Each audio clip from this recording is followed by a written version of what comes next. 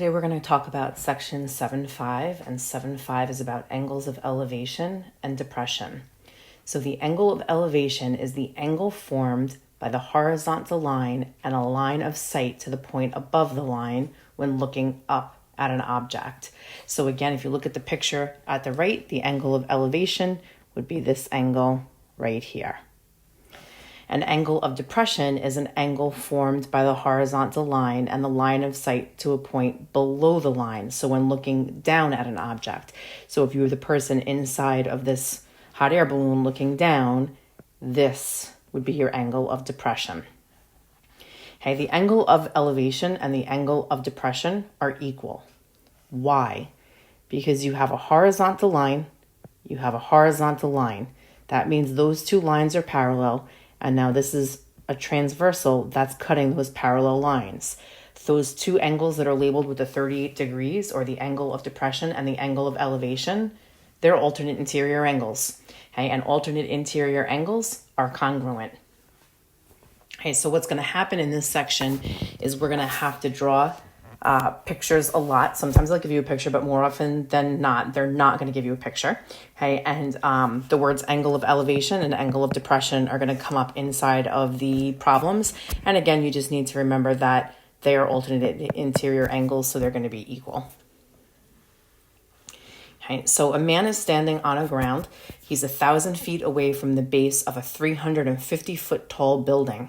Find to the nearest degree the measure of the angle of elevation to the top of the building to a point on the ground where the man is standing. Okay, so again, doesn't really matter what my picture looks like here, but a man is standing on level ground. There's my man standing on my level ground. There's my level ground. And he's standing 350 feet away from the base of the building. So there's the start of my picture. Okay, and now we want to find to the nearest degree the measure of the angle of elevation. Okay, so all I'm going to do is complete my triangle here by coming up like that. And the angle of elevation is going to be this angle right here. So we're going to call that X. That's what we're looking for. I'm sorry, my 350 is in the wrong spot here. 350 is the height of the building. So 350 is the height of the building, and he's on level ground 1,000 feet away from the base of the building. I apologize. Okay, so again, just like always, we have to figure out in relation to this angle that's in question, what the two sides are that I have. So the side directly opposite that is the one that's labeled 350. So I have the side opposite, and 1,000 is right next to that. So that's my side adjacent. So again, good old SOHCAHTOA, I have opposite and adjacent, which means we're going to use the tangent. So I'm going to have the tangent of X equals the side opposite is 350 and the side adjacent is 1,000. Okay, so again, inside of your calculator, you're just going to go ahead and go into the calculator, and you're going to hit the second tan inverse of 350 divided by 1,000. Remember, when you're looking for the measure of the angle, you're using the inverse function. Okay, and when you do that, and again, we want to know to the nearest degree here. Okay, so to the nearest degree, you should get an answer of 19 degrees there. Okay. So for number 2, we have a person standing on top of a wall, measures the angle of depression to a point on the ground. The point is located on level ground 62 feet from the base of the wall, and the angle of depression is 52 degrees. To the nearest tenth, how far is the person from the point on the ground? Okay, so here is my wall. I mean, I shouldn't have to write in there what it is, but because I think it's blatantly obvious from my beautiful picture there. And here's my man standing on top of my wall. Okay, so again, I'm going to complete my triangle. So here's my triangle, here's my ground. Okay, and it's telling me something about the angle of depression. So the angle of depression is going to be this angle up here. Okay, and they told me that that angle of depression is 52 degrees. But again, if that angle is 52 degrees, that means that angle is also 52 degrees because, again, they're alternate interior angles.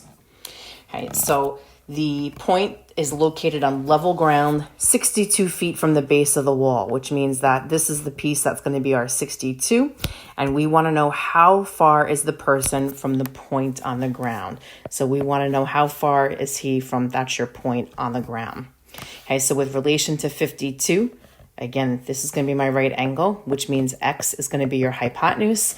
And that 62 is directly next to your 52 degree angle, which means that's going to be your side adjacent. So again, in relation to SOHCAHTOA, I have the adjacent and the hypotenuse, which means we're going to use the cosine. So we're going to have the cosine of 52 equals the side adjacent, which is going to be 62, over my hypotenuse, which is X. So again, we're going to cross multiply. So I'm going to have the cosine of 52 equals 62. And to get X by itself, we'll divide both sides by the cosine of 52. Those will cancel. And then again, in the calculator, you're just doing 62 divided by the cosine of 52. And when you do that, you should get an answer of 100.7.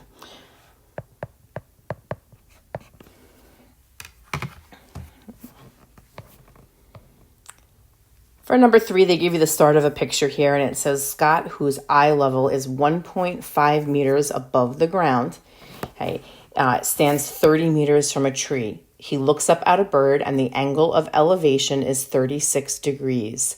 How far above the ground is the bird? Round your answer to the nearest tenth. Okay, so you just need to be careful with this one. Okay, so his eye level, which is about right there, is 1.5 meters above the ground. So this eye level right here, that distance right there is 1.5.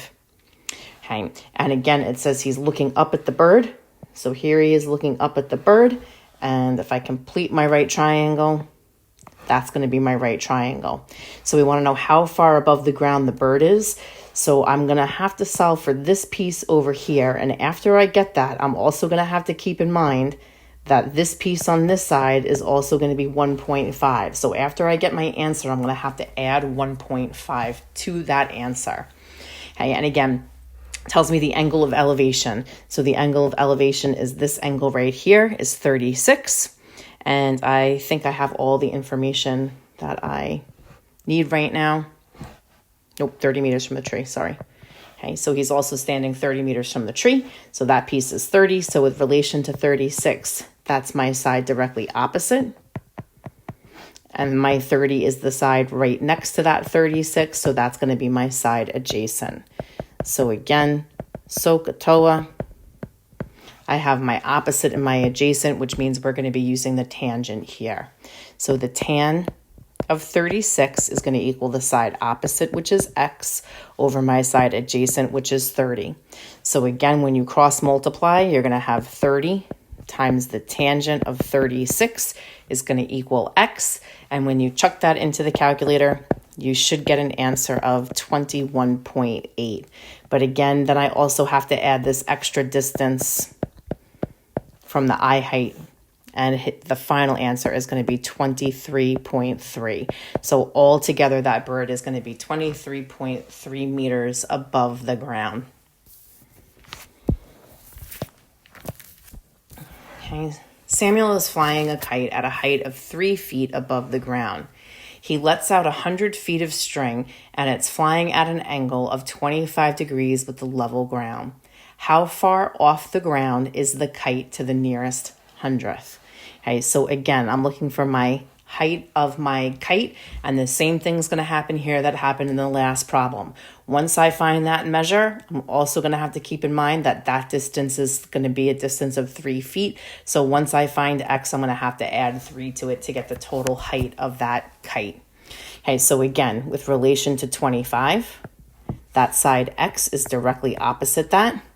And my 100 feet is directly opposite my right angle, which is going to make that my hypotenuse. So SOHCAHTOA. Okay, so again, I have the opposite and the hypotenuse, so I'm going to have the sine. So I'm going to have the sine of 25 equals the side opposite is x over my hypotenuse, which is 100. So 100 times the sine of 25 is going to equal x. Chuck it into the calculator, and when you do that, you should get an answer of 42.26. Again, nearest hundredth, 2 spots after the decimal. And again, now I need to add the 3 feet to that. So the final answer is going to be 45.26. So the kite is 45.26 feet off the ground.